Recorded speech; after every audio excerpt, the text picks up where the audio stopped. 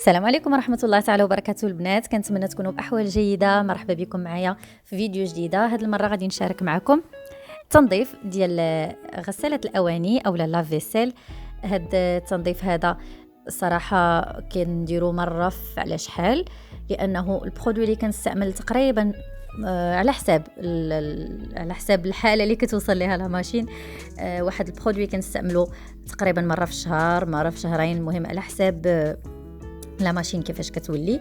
فهاد المره غادي نجبدوا هاد البلاصه هادي اللي خاصها ضروري تنظف، والاغلبيه ما كيحلوش هذيك البلاصه وكيبقى يتجمع فيها دوك الرواسب اللي كينزلوا من الطباسل وداك الشيء، وكيبقى يتجمع تما كيعطي ريحه خايبه، والمواعن ما كيبقاوش يتغسلوا مزيان وحتى الريحه ديالهم ما كتبقاش زوينه.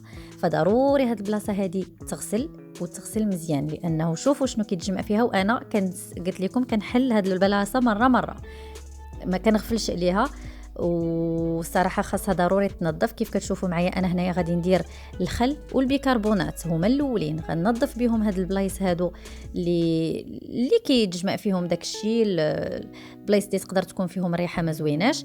غننظفهم هما الاولين. كيف كتشوفوا هذاك الفلتر وهذيك الصفايه، لان هذيك هي الصفايه كيتجمع فيها داك الشيء الكبير. كيبقى الفوق كتحيديه مره كنلقى مايس، مره كنلقى كل مره شنو كنلقى شي حاجه كتغفل وسط الطباسل كتمشي ليا مع الطباسل، لانه كنحيد داك الشيء الكبير من الطباسل عاد كنديرو في لا ماشين. وكننظف حتى الجناب بالبيكربونات والخل، الجناب ديال لا ماشين كاملين. هذيك البلاصه اللي كان محطوط فيها الفيلتر حتى هي، الجناب ديال البلاصه اللي كنحطوا فيها الملح اللي كانت على اليسار، هنايا هاد الجناب ديال، المهم الجناب كاملين اللي يقدر يكون فيهم شي حاجه لاصقه كننظفهم بالخل والبيكربونات. الفوق ديال فين كيتسد الباب حتى هو خاصو يتنظف، لانه كيتجمع فيه دي فوا غير وسيخات صغيورين الا بقاو تراكموا كيعطيو ما نعاودش لكم. فهذيك البلايص ضروري خاصهم يتنظفوا. من بعد ما كندير الخل والبيكربونات كنحك به البلايص اللي انا باغا نحك، كنرد الفيلتر لبلاصتو. كيف كتشوفوا معايا غادي نرجعوا لي، ساهل في التحياد وساهل حتى في الترجع، يعني ما تخافوش منه.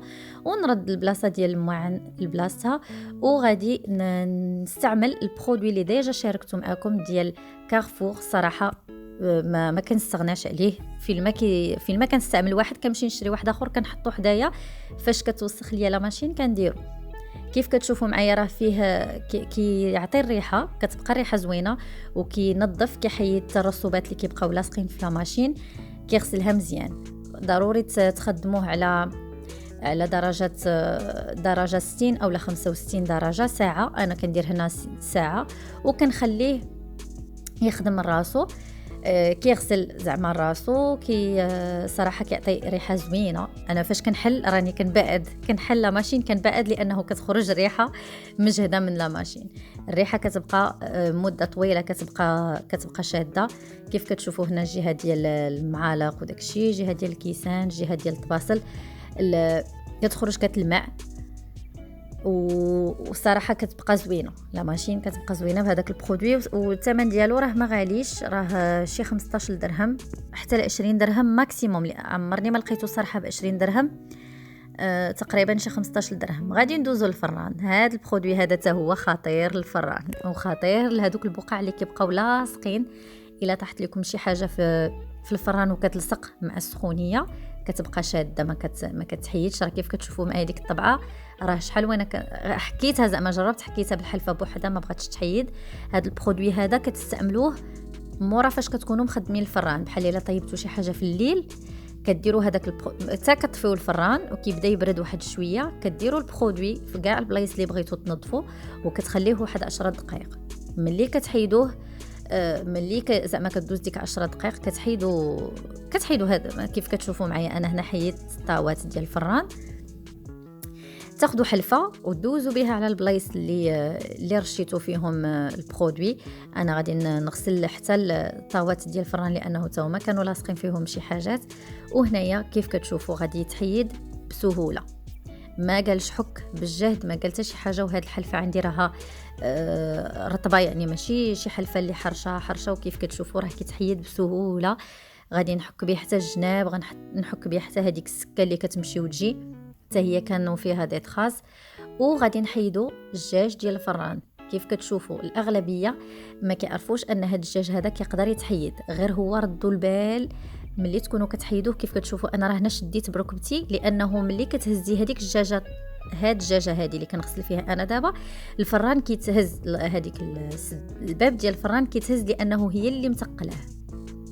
ردوا البال شي حد يشد معاكم، ولا انا كيف كتشوفوا انا راني شديته بركبتي، عاد حليت، عاد زعما كملت تحيات ديال نورمالمون فيه جوج دجاجات كيف كتشوفوا معايا. هذه هي الثانيه، كنظفهم مزيان، كنغسلهم بالبرودوي ولا البرودوي تاع الدجاج، ولا باش ما غسلتوهم باش كي تحيدوا الطبايق ولا الا كان ليدام ولا شي حاجه اللي لاصقه فيهم، كنشلوهم ونخليوهم ينشفوا، ونرجع ثاني نمسح الجناب ديال الفران باش ملي نرجعهم على النقا.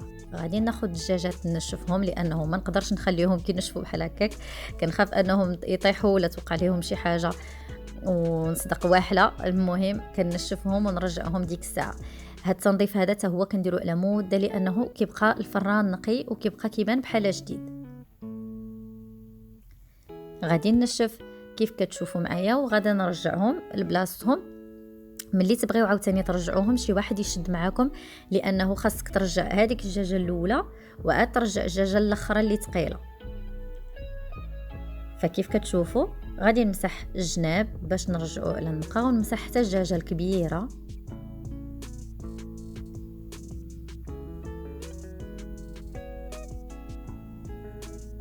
وتمسحوها بالبرودوي ديال الدجاج ولا برودوي ديال الماء، وتمسحوها مزيان وتنشفوها مزيان باش ما يبقاش فيها لا طراس. هنا غادي نشف مزيان، لانه ضروري البرودوي ما يبقاش في الفران، ضروري تنشفوا تمسحوا اولا بشيفون فازق، البرودوي ما خاصوش يبقى في الفران، وعاد تعاودوا بشيفون ناشف. فكيف كتشوفوا راه كيبقى يتحيد، الكحوليه كتبقى تحيد مازال. وهنايا غادي نرجع الدجاجات. كيف كتشوفوا راني بنتي اللي معاوناني وشاده معايا الفران باش ما يتهزش، لانه خاصني نحطها بشويه، وملي نحطها نمسح لاطراس ديال صباعي لانه كيبقى لاطراس. غادي نحط الدجاجه الاولى،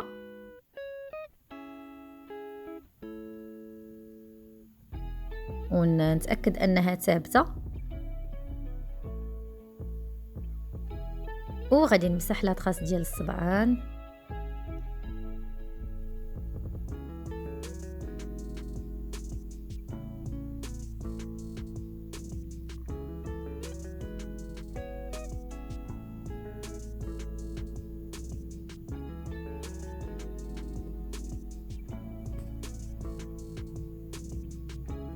ونرجع الدجاجه الثانيه.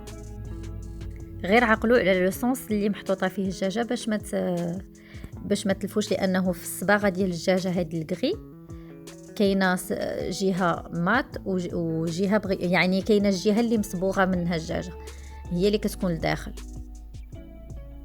وكنرجعوها، وعاد كنرجعوا هذيك البلاستيكه اللي شاداهم، اولا هي باش كيتسد الفران.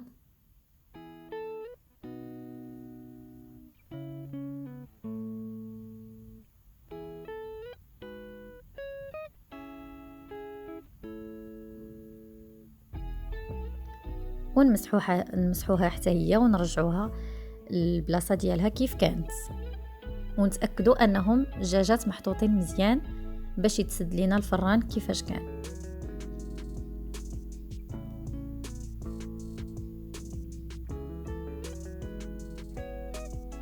وهذا هو الفران. كيف كتشوفوا راه صراحه هذاك البرودوي خطير جدا، لانني انا ما تقريبا الثمن ديالو شي 30 حتى 35 درهم، ما عقلتش على الثمن بالضبط لانه شحال باش خديته، وكيدي مده طويله لانه هذا التنظيف العميق كديريه مره على شحال باش يبقى لك الفران ديما يبان جديد.